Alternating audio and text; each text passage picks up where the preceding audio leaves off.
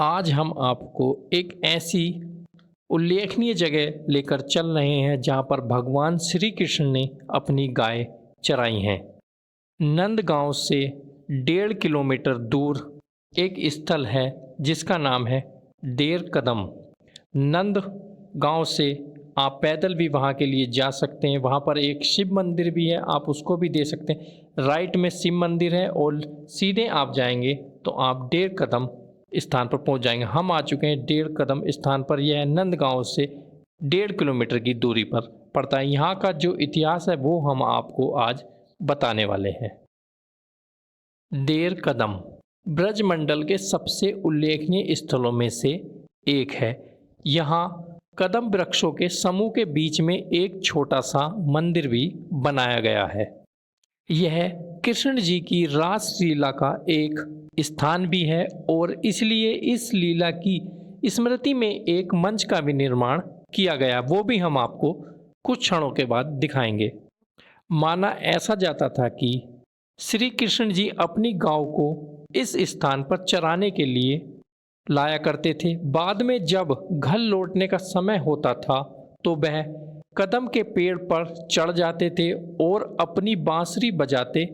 उनका खेल सुनकर गाय तुरंत लौट आती थी। नंदगांव के लिए प्रस्थान करने से पहले श्री कृष्ण जी अपने रतन जड़े हार में प्रत्येक गाय को गिनते थे। अभी हम आपको इसको बाहर की तरफ से आपको दिखा रहे हैं। अंदर हम जाने का प्रयास करेंगे पर अंदर वीडियो बनाना अलाउ नहीं है, इसलिए हम आपको पहले बाहर की ओर से दिखा रहे हैं। कभी कभी पूर्णिमा के चंद्रमा की कोमल रोशनी में कृष्ण जी इस पेड़ पर चढ़ जाते थे और अपनी सखियों को बुलाने के लिए अपनी बांसुरी बजाते थे। चूंकि कृष्ण जी कदम के पेड़ पर चढ़ गए और गांव को और गोपियों को बुलाने के लिए अपनी बांसुरी बजाई, इसलिए इस स्थान को तेर कदम के नाम से जाना जाता है, क्योंकि यहाँ पर कदम के वृक्ष काफ़ी भारी मात्रा में हुआ करते थे। इस जगह के साथ एक बहुत ही दिलचस्प वाक्य जुड़ा हुआ है जो हम आपको बताने जा रहे हैं। कहा जाता है ये वो स्थान है जहाँ पर श्री कृष्ण भगवान की गाय पानी पिया करती थी। अभी इसको पूरी तरीके से पक्का कर दिया गया है, पहले ये कच्चा हुआ करता था। एक बार सनातन गोस्वामी देर कदम में अपने भाई रूपा से मिलने गए थे। रूपा गोस्वामी खुशी से उनका स्वागत किया, लेकिन दुर्भाग्य से उनके पास उन्हें देने के लिए भोजन नहीं था।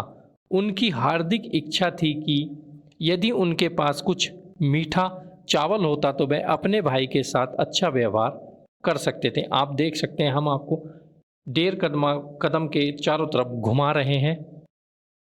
वे सोच ही रहे होते हैं कि एक सुंदर युवती घी, दूध, चीनी और अन्य सामग्री लेकर उन्होंने कहा उनकी माँ ने उन्हें संतों को बांटने के लिए भेजा है। युवा लड़की ने रूपा गोस्वामी को सामग्री सौंपी और उन्हें पकाने का अनुरोध किया। यह कहकर रूपा गोस्वामी तुरंत ही मीठे चावल पकाने लगे। सबसे पहले उन्होंने पके हुए चावल देवी देवताओं को अर्पित किए। ये चबूतरा आप वो देख सकते हैं जो भगवान श्री कृष्ण की रास लीलाओं को दर्शाता है। यहीं पर आकर भगवान श्री कृष्ण बैठा करते थे।